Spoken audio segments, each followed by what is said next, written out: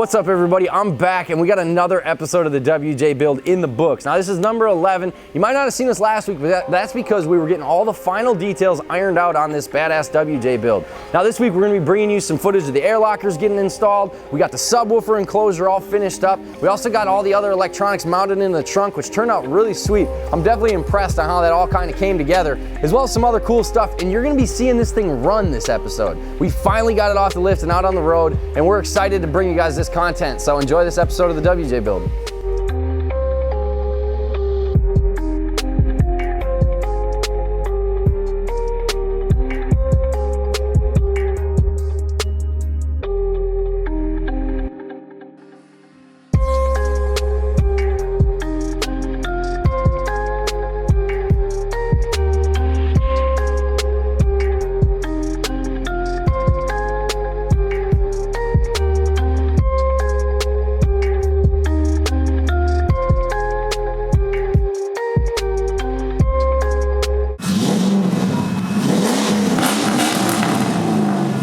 All right guys, so we're inside the Jeep now, and I noticed somebody had asked, where we were gonna locate all the switches to run all the different accessories and electronics.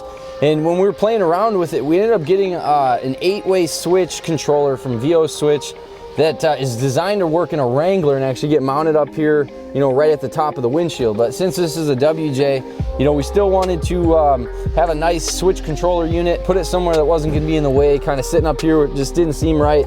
And we played around with some different ideas, but what actually worked out really slick was we got it in over here where there used to be the cigarette lighter and the ashtray, and the switch panel actually was the perfect width to kind of work with the other stuff that was already in the dash. So by setting that up, it's kind of nice, easy access to flip some switches here. I think the customer's gonna like it a lot. But yeah, so just for the people who are wondering, what options you have for switch boxes in the WJ, we thought that this switch controller assembly from VO Switch was the perfect solution. We were able to get all our accessories on the switch panel without a need for extra switches. And then real quick, we just added in the heated seat control, since that was already up in there, just a way to still have that option, since it's heated seats, you want to have the heated seats.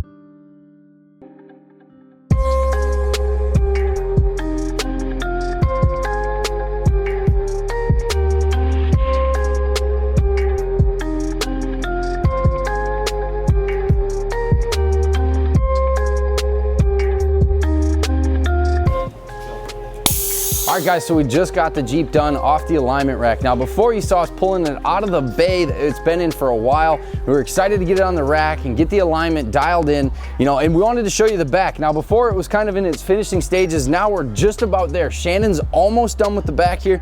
Just has to lay some fabric on this trim piece, a little trap door that's gonna cover the battery area. But you can see on the one side, we got the ARB compressor all wired in. We got, the whole control switch assembly, which basically controls all the switches in the Jeep. And those are up front in front of the shifter, as well as we tucked the power inverter hidden up on the inside. So definitely deck the back of this Jeep out. It's got the 13W7 JL audio subwoofer on the one side, just so the base part of this vehicle is all taken care of.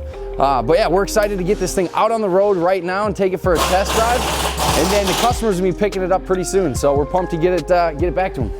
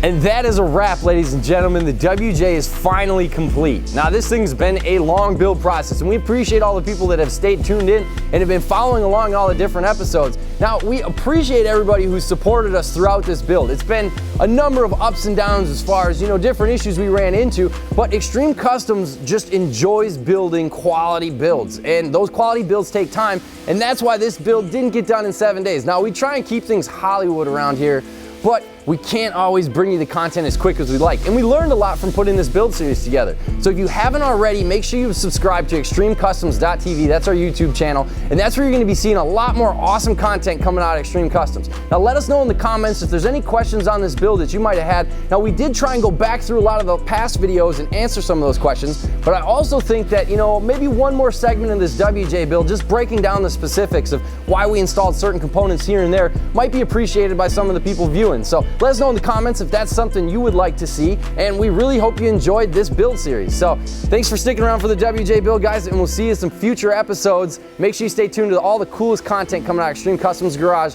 at extremecustoms.tv on the YouTube.